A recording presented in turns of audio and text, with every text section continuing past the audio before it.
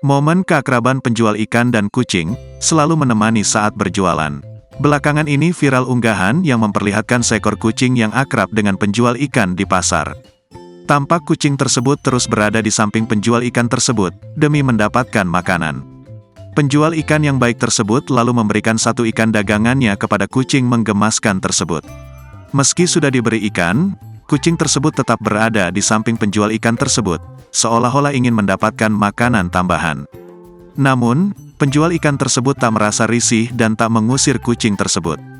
Pengalaman pribadiku lihat hal yang bikin senyum-senyum sendiri keakraban abang penjual ikan dengan kucing pasar. Abangnya baik, gak keberatan pas gue rekam.